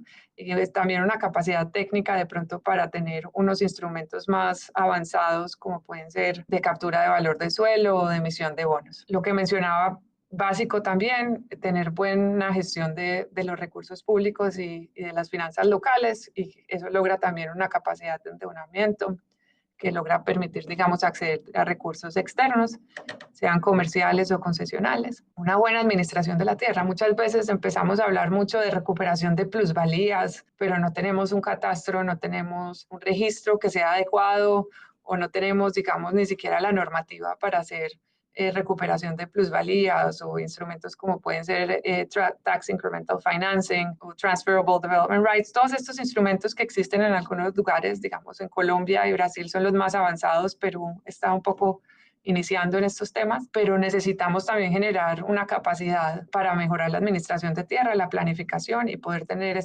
acceso a este tipo de mecanismos de financiamiento, que es una captura indirecta de los beneficios, coordinación intergubernamental y también en muchos casos, digamos, datos. Estos son unos ejercicios que hicimos. Aquí tenemos el ejemplo de Amman, Jordan, pero en el informe se van a presentar también otros de una ciudad en la China y de otras ciudades en Asia Central, que muestran la importancia realmente de tener una urbanización que sea compacta y un crecimiento urbano y que se maneje. Aquí vemos en Amman un business as usual, ¿no? O sea, si sigue tal como lo han venido haciendo, comparado contra un escenario ambicioso del 2050, ¿no? En donde se incorporan elementos de reducción de gases de efecto invernadero. Y si crecemos como crecemos normalmente, es mucho más costoso. Entonces, ¿cómo realmente logramos empezar a generar, digamos, un reconocimiento de la importancia de manejar la expansión urbana, los costos que esta expansión generan, digamos, en términos de carreteras? Hay que expandir toda esa trunk infrastructure que llamamos vías, electricidad, drenaje, todo eso hay que crecerlo, ¿no? En vez de utilizar la ciudad consolidada, densificar y hacer esas inversiones en transporte público, en electrificación de buses, en mejorar los edificios y la eficiencia energética y mejorar, digamos, tener mayor infraestructura también verde y pedestrialización, ¿no? Entonces, tenemos diferentes, digamos, trayectorias urbanas. Hay unas más costosas que otras y también hay unas que generan más beneficios en términos de calidad de vida urbana y de beneficios, digamos, para los bienes públicos globales. Como mencionaba, los costos se pueden reducir. El primero es con ese crecimiento urbano que esté coordinado y eficiente. También cómo se dirigen y se priorizan las inversiones para garantizar un impacto. Y también cómo alinear los incentivos, lo que estaba mencionando, digamos, en términos de eficiencia energética en edificios. Vemos que hay un retorno que es claro a esa inversión inicial que beneficia en la mayoría de veces al usuario, pero que no se está dando. Entonces, ¿cómo se pueden generar unos programas y políticas públicas para alinear esos incentivos y reducir la necesidad de las inversiones públicas? Para concluir, lo que vemos es, esto ya lo sabíamos, ¿no? Pero las inversiones resilientes y bajas, digamos, el costo va a ser alto, 256 y 820 millones de dólares. Yo quiero otra vez mencionar que no solo es importante concentrarnos en la inversión, sino en las operaciones. Y para cerrar la brecha es clave identificar las fuentes de financiamiento para cada inversión. Pensar que todos estos sectores deberían tener estrategias diferentes. Reducir los costos mediante mejoras en eficiencia, creo creemos que eso es clave, que hay veces, sobre todo lo que vemos con los actores locales, que vamos a hablar muchas veces con los alcaldes y lo primero que nos hablan es de bonos verdes, nos hablan de instrumentos de captura de valor del suelo ligados a temas climáticos, pero que muchas veces estas inversiones no son una categoría separada de inversión y el financiamiento tampoco es una categoría separada de financiamiento, y que mucho del trabajo está en hacer lo básico, tener unos municipios que sean fuertes, que tengan un buen manejo de las finanzas, que tengan una buena planificación urbana, una buena administración de la tierra y que tengan la capacidad de generar unos proyectos que sean, digamos, bancables y de calidad, ¿no? Entonces, todo esto, digamos, no es algo tan nuevo y es fundamental para poder, digamos, abordar no solo los desafíos urbanos, pero también los desafíos, digamos, globales y fortalecer el rol de las ciudades para enfrentar a estos. Para ahí, muchas gracias. Como les cuento, un gusto estar aquí con ustedes el día de hoy. Muchísimas gracias, Paula, por hablarnos de esta escala tan importante que es las ciudades, y cómo desde, digamos, estos lugares donde se genera mucho del problema de cambio climático en términos de emisiones y muchas de las consecuencias de este fenómeno se van a sentir. Tenemos ahí una gran exposición en términos de población y de Producto Interno Bruto, de actividades centrales y después de fuentes de financiamiento para hacer cuestiones de pues hacernos más resilientes y muchas veces también por este recordatorio de que las inversiones no son necesariamente verdes, pero se pueden enverdecer y no hay un financiamiento climático en particular, pero lo podemos llevar hacia ese lado, ¿no? Muchísimas gracias y entramos a la parte de preguntas. Tenemos un montón de preguntas del público, ya algunos de ustedes las han abordado directamente ahí por medio del chat, pero yo creo que hay algunas que valen la pena retomar. Pero antes de eso me gustaría preguntarles una cosa o poner este tema a la discusión. ¿Cómo ven desde sus distintas visiones, digamos, más globales, más de cómo se debe hacer una política de cambio climático o la visión del sector financiero, la visión más regional, por ejemplo, de Latinoamérica y el Caribe, la parte de ciudades, ¿no? El mundo en el que estamos entrando ahorita? ¿Qué me refiero con esto? Bueno, estamos en un planeta donde ya tenemos 1.4 grados centígrados de aumento en la temperatura global. Ya estamos sobre el primer límite que dijimos, esta no es buena idea de rebasar. Pues se estima que a lo más en 5 años vamos a estar rebasando esto y pues tempranito, en mediados de siglo, vamos a estar rebasando si no pasa nada, digamos, contundente, que no hemos visto nada contundente en pues, las últimas 3 décadas, digamos, en política climática, vamos a estar rebasando los 2 grados centígrados o por ahí vamos a estar. Y luego viene la complicación tan grande que estamos viviendo, digamos, política y económicamente en el planeta, ¿no? Esta convulsión tan grande que estamos viviendo en términos de comercio, en términos de realinear algunos incentivos o tratar de revivir, por ejemplo, dejar un poquito atrás las energías renovables, cosa que no tiene sentido, y empezar a revivir, digamos, posibilidades de agotar, digamos, lo más que se pueda los combustibles fósiles. Y todo esto también, digo, no se puede dejar fuera. El ataque que hay a grandes centros de investigación, de generación de datos en cambio climático y de información, que no solo afecta, digamos, por ejemplo, a Estados Unidos, sino que, digamos, a todos los que estamos metidos en cambio climático de una manera u otra, pues nos beneficiamos de tener, por ejemplo, estas bases de datos de la NOAA, de la NASA, acceso a modelos, colaboraciones, etcétera, ¿no?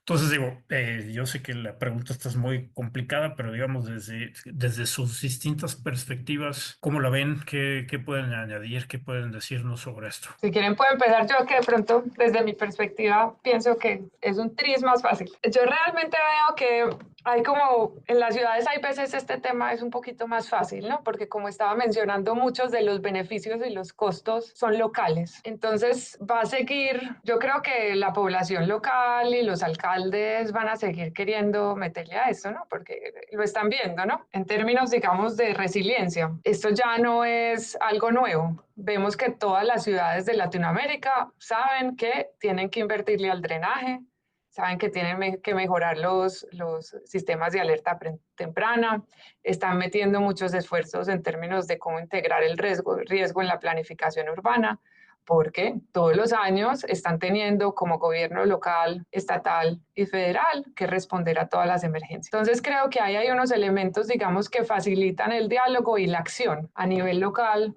en términos de adaptación. Hemos visto también muchos avances en donde se está empezando a pensar a todos los niveles cómo invertir mejor. O sea, esa vía se va a construir sí o sí, pero cómo la construyo esa vía, ese puente, para que me dure más, porque ya sé que, digamos, las lluvias están aumentando, ¿no? Y entonces vemos que hay sobre todo en términos, digamos, de inundaciones, vemos que la región de Latinoamérica ha avanzado muchísimo en entender que esto es un problema y en empezar a trabajar desde la planificación y desde la inversión para prevención y respuesta. Creemos que unos temas que son relativamente nuevos requieren más trabajo, como el tema de calor. Vemos que ahí a las ciudades, México de pronto está un poco más avanzado que las otras ciudades de Latinoamérica, pero en muchas ciudades de Latinoamérica esto los está tomando completamente por sorpresa. Hay una desconexión, digamos, entre pensar esto sí es algo global, está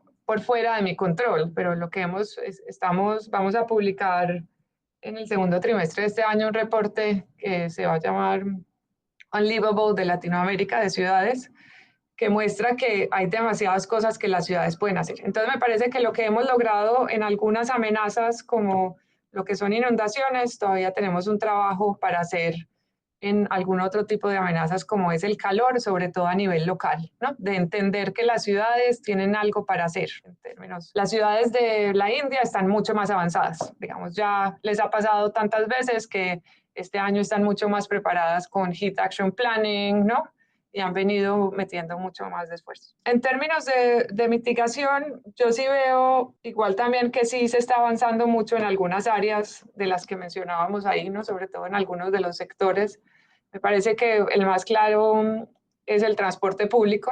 Muchas de las ciudades de Latinoamérica y del mundo le están invirtiendo al transporte público porque tiene todo el sentido desde el punto de vista de la eficiencia, de mejorar acceso a mercados. En Latinoamérica tenemos ciudades en la mayoría muy compactas, pero congestionadas, ¿no? Porque son llenas de buses, pero no tenemos en muchos casos, digamos, carriles separados. Pues hay muchas ciudades mucho más avanzadas que sobre todo las ciudades secundarias que todavía están trabajándole a esto, o no tenemos tantas líneas de metro, ¿no?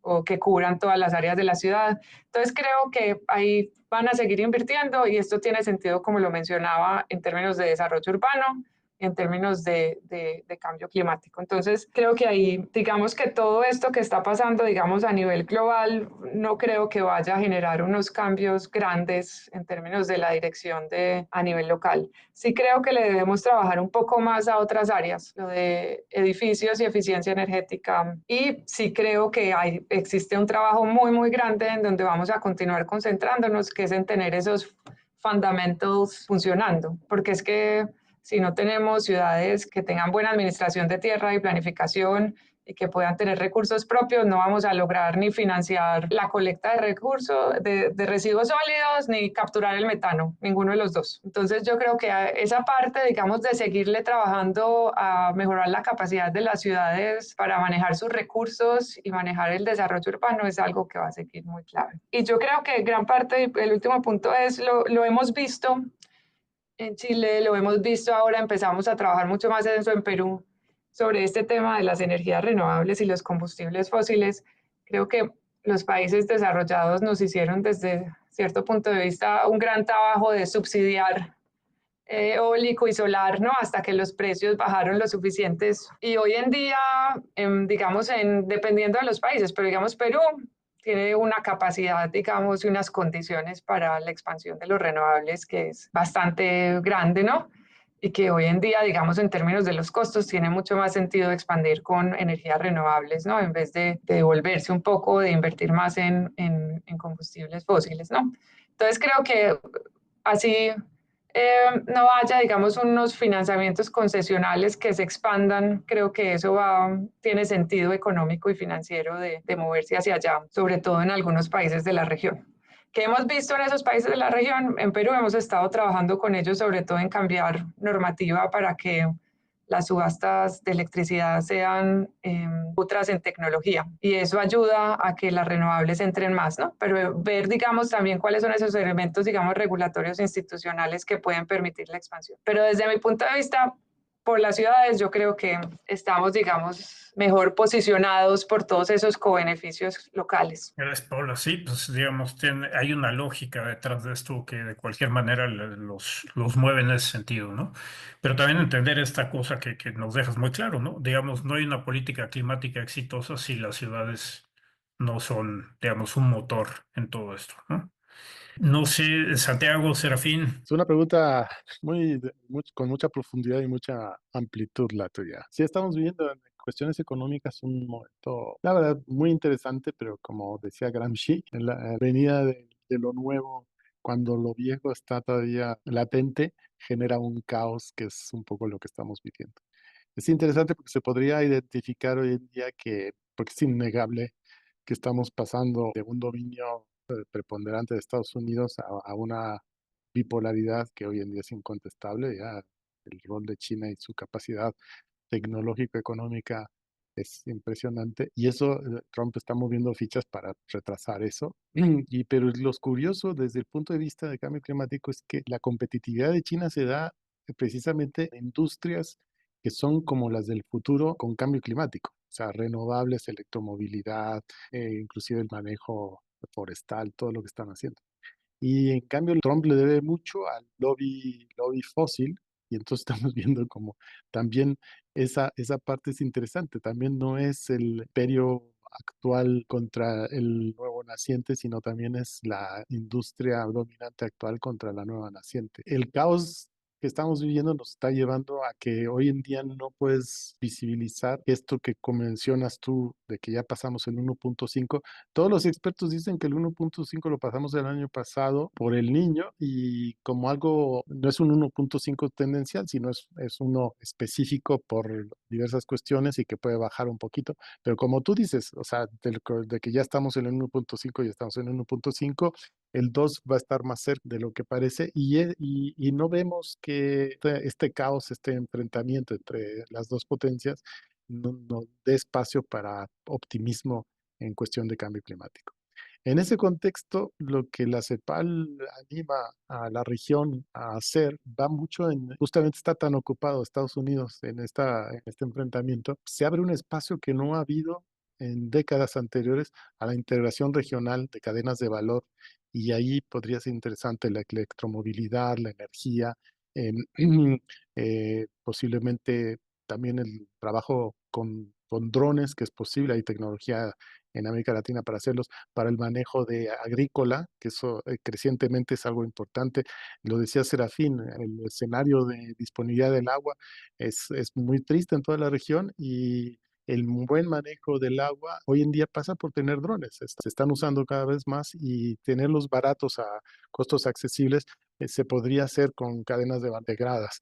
Entonces, hay ese tipo de oportunidades, enfoque sectorial para esa integración, sí, desde mi punto de vista, sería eso, sería energía, agua, electromovilidad, en manejo agropecuario y sobre todo con la mira ante la inevitabilidad de ir a los 2 grados, tenemos una responsabilidad enorme con la biodiversidad, como bien decía Serafín, el manejo de la biodiversidad que tenemos requiere de un manejo mano de obra intensivo como nunca antes. La bioma se está secando y es muy vulnerable a los incendios forestales y por tanto el manejo de lugares que antes era lo mejor para su conservación era dejarlos solos, pues no, ahora hay que hacer brechas cortafuegos, hay que levantar materiales y eso ayuda a generar bienestar social, el pagar esos tipos de servicios ayuda a generar bienestar social en regiones marginadas en toda América Latina. Entonces, eso debería ser una prioridad y en eso me refiero en dos temas que también, Serafín, tú comentabas, en la disponibilidad de agua y de alimentos en un escenario de calentamiento creciente debería ser la prioridad, porque si hay un hilo frágil donde se puede romper la gobernabilidad de nuestros países y la viabilidad, por tanto, de que estas transformaciones económicas es por falta de agua y por falta de alimentos. Entonces, el garantizar que esas prioridades se tienen bien claras y se trabaja en ellas y generar las cadenas de valor detrás de ellas y la integración detrás de ellas, para mí es una agenda que es viable dentro de un caos donde poco tiene que hacer América Latina. Es un dato interesante, es que México, las exportaciones de México a Estados Unidos es el 80% de nuestras exportaciones, y el otro país que tiene el mismo nivel de exportaciones de Estados Unidos, que es China, para ellos representa solo el 15% de sus exportaciones, todas las exportaciones de Estados Unidos. Es decir, sí somos muy dependientes de eso, y además si agregamos el envío de dinero por los migrantes, la caída de la economía de Estados Unidos, que ahora mismo son sombríos sus pronósticos, sí va a afectar a México en particular. Tenemos que ser más inteligentes en el uso de los recursos escasos. Ya lo dejo ahí, porque soy un ave de mal agüero y mejor no ahondo en ello. Muchas veces, Santiago. Bueno, pues yo voy a nada más a ser un ave de Pearl Agüero, ¿verdad? Porque, digamos, en la parte del calentamiento resulta que ya salieron los datos, por ejemplo, de marzo de la temperatura global. El segundo marzo más caliente en la historia. Y el niño ya se acabó hace meses. Ya tuvimos una niña que nos iba a traer, digamos, temperaturas menos cálidas, digamos. No ocurrió. El primer trimestre de este año está casi empatado con el 2024. Y esto, digo, ya para seguir con lo del mal agüero, esto, de acuerdo, por ejemplo, con científicos tan importantes como James Hansen, es lo que él le llama la prueba del ácido. Él está muy convencido que estamos viviendo una aceleración en el calentamiento. Todavía no hay suficientes datos de esto, pero sí es como para que se nos enchine el cuero a todos juntitos, con este tipo de datos y noticias que estamos recibiendo, ¿no? Sí, me gustaría agregar una nota más positiva, pero creo que por el momento no es el caso. Yo creo que Paula hizo un excelente trabajo convenciéndonos que las ciudades están mejores preparadas y que han estado haciendo la tarea. Yo quiero solo tomar muy brevemente el aspecto de que esta brecha de financiamiento no la vamos a poder cerrar exclusivamente con bienes provenientes del Estado. Creo que eso nos queda claro a todos, y es por eso que es necesario dar todos los medios, las herramientas para que el sector privado también participe, porque muchas de nuestras economías están muy restringidas desde la parte fiscal. Entonces, es por eso que requerimos la participación en serio de parte del sector privado. Pues hay que buscar estos mecanismos, y creo que foros como estos, lugares como estos, platicar más entre nosotros, y por eso para nosotros fue muy importante la convivencia con ustedes, Francisco, de poder entender este panorama con un poquitito bases más científicas, ¿no? Decir, a ver, esto es lo que está pasando, esto es lo que puede pasar, estas son las proyecciones, y alejarse un poco solo de la modelación económica para poder entender las implicaciones más físicas. Yo creo que es algo a lo que me refería con que hace falta esta expertise en los bancos centrales. Ha mejorado, pero creo que todavía necesitamos más porque, de nuevo, ahora estamos predicando entre conversos, y estoy seguro que todos estamos bien, bien convencidos de que esto es algo que hay que abordar, que hay que atacar, que hay que contrarrestar, pero me gustaría también que el sector financiero compartiera me refiero al privado, esta necesidad y esta urgencia de ver que con esta base, con esta evidencia, se está poniendo en la mesa, que es un problema serio, ¿no? Y parte del riesgo, del manejo de riesgos, es no solo ya hiciste el diagnóstico, sino de qué manera puedes reaccionar para poder conseguir esta mitigación, ¿no? Es innegable que todavía un montón de recursos, un montón del sistema financiero mexicano y global está yendo a actividades que están en contra de la acción climática y que son perjudiciales para la naturaleza. Eso está pasando así como seguimos hablando, ¿no? Entonces, yo creo que esta conversación cada vez más profunda con el sector financiero, y que es un hecho que nos compete a todos. Sí es importante que se nos ponga la piel de gallina a todos, y se nos pone, y yo hay días que duermo menos tranquilo que otros, la mayoría, pero creo que este diálogo no debe de cesar, y no nos debemos de cansar, porque este trabajo, si no lo hacemos nosotros, creo que no hay sustitutos de gente que lo vaya a tomar y lo siga haciendo. Entonces, adelante el PINC, desde donde estemos, de mi parte, en México, en el Banco Mundial, Vamos a tratar de seguir dialogando con ustedes, científicos, y con la parte del sector financiero que quiera prestar atención a esto, porque es bien necesario. De nuevo, no hay fondos en nuestras economías suficientes para batir esta brecha. No los hay. Y necesitamos que haya una concientización en el sector financiero de que al menos si no van a proporcionar los medios por falta de garantías, de infraestructura y todo, al menos que no sigan dando financiamiento a actividades que son claramente perjudiciales para la pérdida de naturaleza y también en contra de la acción climática. Creo que esta labor no hay que cesar. Y sí, mecanismos y organismos como la CEPAL, como el Banco Interamericano de Desarrollo, o el mismo Banco Mundial, o el Fondo Monetario Internacional, habían estado jugando un papel bien interesante, y esperemos que lo puedan seguir llevando a cabo, ¿no? Como mencionaba Paula, con la parte de las garantías, el Banco Mundial había podido conseguir a través de fondos y de garantizar ciertos préstamos, facilitar mucho de este financiamiento, ¿no? Que era muy difícil para muchos países. Entonces, por eso creemos, al menos yo estoy muy convencido, de que el papel del sector financiero es crucial. Es un facilitador. Tienen oportunidades también para obtener ganancias con los sectores que estarían en expansión. La generación de energía renovable ha mostrado que hacia el largo plazo es una buena oportunidad de inversión, y esperemos seguirlos convenciendo de que hay otro tipo de actividades que también están bien alineadas con la mitigación, pero sobre todo ya a estas alturas, con la adaptación, ya es innegable que estamos a empezar a trabajar mucho más en nuestras economías. Ayer un colega, gran especialista en el tema de cambio climático, decía que probablemente tendríamos que llegar a la situación de que los países tropicales estén pensando en un escenario hacia el futuro, de que sean las actividades relacionadas con la agricultura realizadas en otras latitudes y ser básicamente receptores de estas fuentes de cultivos. Bueno, para mí, viniendo de un colega tan experto, tan reconocido, se me hace una aseveración muy seria. ¿Estamos preparados para esa posibilidad de que tengamos que, en los países más expuestos y vulnerables al cambio climático, dejar de ser viables en la producción de alimentos? Creo que es una aseveración muy fuerte, pero que hay que tomarla muy en cuenta, y que podría sonar alarmista y exagerada, pero son posibilidades reales a las que sí nos estaríamos enfrentando. De nuevo, súper mal agüero, pero hay que tratar de poner los puntos sobre las IES desde mi perspectiva. Muchas gracias, Serafín. Tu super mal agüero y esto, pero digamos, son cosas que los datos también nos dicen. O sea, ya hemos compartido varias veces en algunos estudios que hemos hecho nosotros aquí en la UNAM sobre agricultura. Ya pasó tanto tiempo que ahora podemos ir a los datos y ver pues, qué fue lo que ocurrió, ¿no?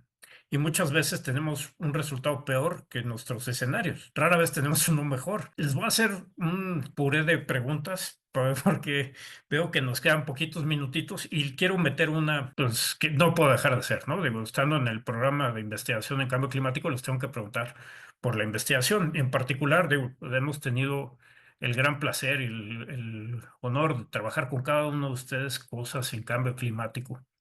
Y una cosa que de pronto se queda mucho fuera cuando uno revisa las necesidades de financiamiento es precisamente la investigación. Y una cosa muy pegada a lo que decía Serafín y lo que decía Santiago y también Paula, ¿no? Los recursos humanos, ¿no? O sea, ¿quién tenemos? ¿Cuántas personas tendríamos que estar generando para satisfacer la demanda que nosotros pensamos que debería de haber en distintos lugares, como por ejemplo en los bancos, de gente que esté especializado, que tenga realmente un conocimiento más profundo en cambio climático, en el gobierno, en otras partes de la sociedad? Esa sería como, digamos, la que me gustaría hacerles y pues comentarles un poco en general de las preguntas, ¿no? Por ejemplo, si uno se pone a ver las preguntas, ya sé que algunas ya las contestaron ustedes, pero por ejemplo, esta preocupación de qué pasa si se cierran los recursos para financiamiento de adaptación y también financiamiento de mitigación, ¿no? ¿Qué pasa con el agua? Que ya hemos hablado aquí en la mesa, la importancia es en referencia, digamos, directa a, pues, digamos, los tratados que tiene Estados Unidos y México en términos de agua. ¿Qué va a pasar ahí cuando ahorita a lo mejor podríamos pagar, pero si estas tendencias siguen así, cómo va a estar la cosa? Que además se ve otra vez en los datos, ¿no? ¿Cuáles son los riesgos físicos, por ejemplo, que más les preocupan a ustedes y los riesgos de transición, por ejemplo? Los instrumentos económicos y financieros que nos pueden ayudar a aterrizar en soluciones, bueno, soluciones a lo mejor no es el término en cambio climático porque no es un problema que se arregla o se soluciona, sino es uno que se puede hacer menos difícil o más difícil. Y, por ejemplo, estas medidas a nivel local, como qué podemos hacer en términos de reforestación, en techos blancos, techos verdes, de recuperar cuerpos de agua en ciudades, o distintas medidas, ¿no? Que sabemos que tienen un efecto muy importante. Ahí ya les hice como una papilla de preguntas. Adelante, por favor, con lo que quieran compartirnos. Ahora sí, me arranco yo primero. Acabamos de hablar con un especialista en modelos biofísicos y de acuerdo con su trabajo que va a publicar pronto en una revista internacional muy reputada, ellos detectan que la parte continental del planeta se está secando de manera general. Esto hacia adelante da una perspectiva muy negativa para la disponibilidad del agua.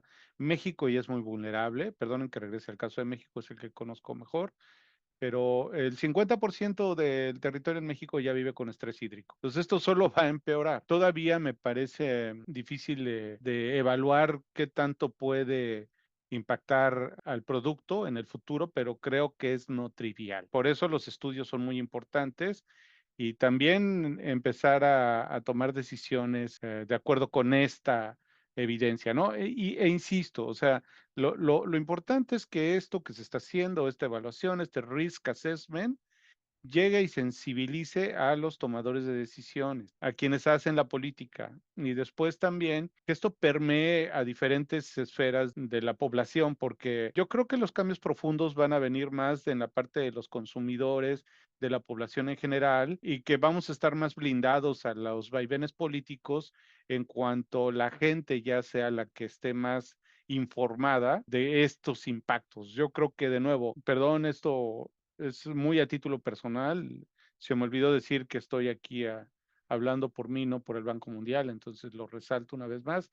Pero yo creo que ante estas variaciones políticas, lo más importante es que la población en general, los consumidores y los inversionistas estén más informados para que sepan que no solo, que hay consecuencias, ¿no? Hay consecuencias y cierta responsabilidad en el estilo de inversión, que no es inocuo la manera en la que las decisiones de inversión están siendo tomadas a cabo. Me detengo ahí. Serafín. Solo quería añadir como un elemento pequeño y otra vez para retomar. Yo creo que hay unas áreas en las que hemos avanzado más que en otras en términos de estudios, conocimientos y sensibilización, ¿no? Entonces creo que esas tres partes son importantes. Veo, digamos, a nivel de la región que todo, y creo que también hay unos cambios generacionales, ¿no? En donde yo creo que las universidades son muy importantes. Vemos en términos, digamos, de drenaje y todos los temas, digamos, de inundaciones, que todavía, yo soy ingeniera, ingeniera ambiental, reconvertida en economista urbana y ambiental, pero todavía trabajo mucho con ciudades en temas de infraestructura, de reducción de riesgo de inundaciones, y la gran mayoría de las personas que están trabajando en las ciudades fueron a la universidad en una época en donde manejábamos esto con soluciones grises, y eso es lo que hemos venido aplicando. Entonces, cuando empezamos a hablar de soluciones basadas en la naturaleza, de no hacer solo un canal de drenaje, sino hacer canal de drenaje, ciclovía, árboles, ¿no? De tener unas soluciones un poco más integrales, es un salto, digamos, conceptual, ¿no? Y que hay veces tenemos una unidad local de gestión de riesgo que está llena de ingenieros civiles y que no cuenta con estos otros elementos, digamos, de biólogos y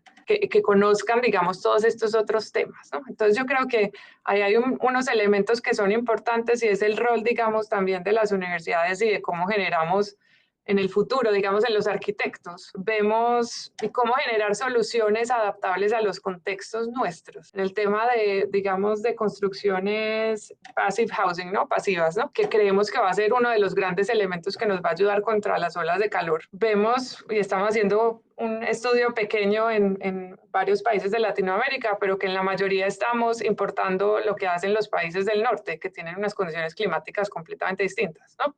Entonces, ¿cómo generamos, digamos, desde los estudios de arquitectura, de ingeniería civil, ¿no? De biólogos, de etcétera, unos nuevos conocimientos para que las nuevas generaciones entiendan estos conceptos desde un principio, ¿no? y cuáles son las tecnologías y opciones de diseño disponibles y que tengan también una visión más integral, digamos, del desarrollo urbano y del desarrollo en general. Y que muchas veces enfrentar estos temas requieren una visión integral y no solamente una canalización. Yo creo que vamos a necesitar en paralelo, ¿no? Todo esto lo tenemos que hacer en paralelo, ¿no? No tenemos tiempo como de esperar a que salga, que los próximos 10 años salgan todos los nuevos ingenieros y arquitectos, ¿no? Tenemos que empezar a trabajar con los colegas que están en las ciudades y apoyarlos muy de la mano para generar estas nuevas soluciones y digamos que mainstream. Hay veces de generar nuevos códigos de construcción, hay veces de generar pilotos para ver cómo funcionan y expandirlos, ¿no? Y en unos casos, como yo creo que sobre todo el tema, como nuevamente menciono, de calor, necesitamos entender que esto está pasando, nos va a pasar más y que no es algo completamente exógeno y externo a la acción local. Las ciudades tienen muchísimo para hacer, como lo hacen con inundaciones, hay muchísimo que las ciudades pueden hacer en términos de calor. Y creo que ahí sí tenemos, digamos, un gap en términos de conocimiento y soluciones locales que tenemos que trabajarle mucho más. Hay veces nos estaban hablando yo trabajé y viví unos años en Perú trabajando allá, de soluciones basadas en la naturaleza en unas condiciones, digamos, en toda la costa, con unas condiciones de acceso al agua muy, muy limitadas, que realmente funcionan en estos lugares, ¿no? Que yo creo que también se tienen elementos parecidos o contextos parecidos en México, que realmente puede funcionar en estos lugares en términos de reducir las olas de calor y apoyar a esas ciudades. Creo que todo eso es un trabajo que es importante que sigamos apoyando y haciendo juntos. Muchas gracias, Paula. Santiago. Yo voy a hacer uso de licencia por la edad, soy el cascarrabias de aquí. Yo estoy muy enojado con la especie humana. Hace 33 años que existe la Convención Marco de Cambio Climático. La información sobre hacia dónde vamos existe desde hace 4 décadas. Como dices tú, los pronósticos que son negativos, la evidencia nos ha dado una bofetada señalando pues, aún peor y seguimos sin poner atención. Y te digo desde los líderes mundiales, que así se llaman ellos, pero que no lideran al caos, pero no, hasta el individuo en su comportamiento rutinario, ¿no? No estamos haciendo caso de todo lo que nos dice la ciencia. No, yo creo que no es un problema de financiamiento, los recursos financieros existen, todo lo que se está dedicando a la guerra en Ucrania, apoyar a Israel, a todos los conflictos en Sudán, o sea, todo lo que se dedica a eso, si se dedicara a financiar una transición para vivir con la naturaleza, bastaría y sobraría. Que eso tiene que ver también con algo que mencionabas tú, Serafín. El sector privado tiene un rol, pero no necesariamente requiere de garantías del sector público. O sea, el sector público no tiene dinero para atender los problemas de salud, los problemas de educación, los problemas de vivienda y además garantizar que la primera pérdida en caso de que un venture capital en algo de transición le va mal, entonces que lo cubre el dinero público. No hay esos recursos. Y sin embargo, el sector privado puede hacer mucho porque si adoptan el TCFD cabalmente, quiere decir que su estrategia comercial tiene que considerar el escenario climático y por tanto tienen que adaptarse y tienen que invertir competitivamente para el futuro, que eso significa mitigar. Y no lo están haciendo. Están esperando a que papá gobierno haga. Entonces, yo lo que digo es que, y se menciona aquí, falta convicción, falta generar el sentido de urgencia, que hay una comunidad climática que lo tiene, pero fuera de eso poca gente lo tiene, y exigir a gobernantes, exigir a las empresas con el poder del consumidor, que hay una ONG que se llama así, hay que exigirles la acción, y no lo estamos haciendo. Entonces, la verdad estamos mirando hacia otro lado, cuando llevamos 40 años con toda la información necesaria, movilizando recursos enormes para esto, pero muchísimos más para ahondar el problema. Entonces, yo ante este escenario, si digo toda la acción climática que podemos hacer en adaptarnos, en adaptar, yo creo que es lo que tenemos que hacer, porque si tenemos la capacidad tan limitada de movilizar limitados recursos, pues hay que utilizarlos bien. Y hay que exigir transparencia y rendición de cuentas a los gobernantes, eso hay que hacer. Pero bueno, ese es el pataleo del final. Bueno, yo ahí quiero aprender tu manera de manejar la ira, porque lo dices con una expresión de bondad. Pues muchísimas gracias a los tres, la verdad ha sido una mesa fabulosa. Muchísimas gracias por estar aquí en los 15 años del PINC y muchísimas gracias también al público por tan buenas preguntas y por estarnos escuchando y reproduciendo el mensaje que aquí mandamos. Muchísimas gracias, Paula, Santiago y Serafín. Un honor tenerlos aquí. Muchas gracias, Francisco, por la invitación. Un gusto estar aquí siempre con contrario. usted. Un Y gusto. Gracias. Nada más un segundito, Tere nos va a recordar qué nos queda en estos días en cuanto a la celebración del Pink. Va a haber muchísimas más cosas durante el año, pero digamos esta parte. Muchas gracias, Tere. Muchas Gracias. gracias, Francisco, a nuestros panelistas, a los cuales también invitamos la siguiente semana, el martes, vamos a tener una mesa de discusión sobre los avances en la modelación climática con 4 ponentes internacionales, moderada por el coordinador, el doctor Francisco Estrada. Entonces, les invitamos de 10 a 12 el siguiente martes, se pueden registrar, también vernos por Facebook y posteriormente lo subiremos a nuestra plataforma en YouTube. También bueno, les recordamos que tenemos 2 convocatorias abiertas para que las difundan. Una es la convocatoria al segundo premio a la investigación en cambio climático en la modalidad, bueno, ahí dice artículos de investigación, pero es de tesis, en realidad, tesis de licenciatura, maestría y doctorado. Cierra a finales de este mes, entonces, bueno, les invitamos a que aquellas personas que ya se hayan titulado por esta modalidad sometan a dictamen sus tesis. Hay un premio económico para los 3 primeros lugares y también tenemos el premio a la poesía, los poemarios de letras por el cambio climático, que nos cierra a finales de mayo y entonces pues les invitamos a enviar sus poemarios.